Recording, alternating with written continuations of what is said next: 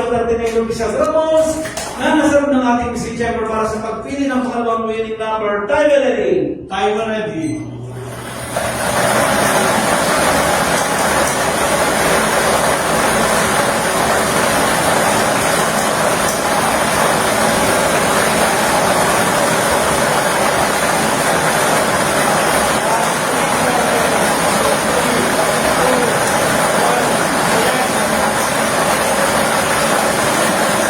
Ang nakapili naman sa pangalawang numero ng ating draw machine yan ay ball number 13. Numero 30. Ulitin ko naman po, ang draw winning combinations po natin ngayong hapon. Second ball, 3 p.m. draw, 12 and 30 in isa order.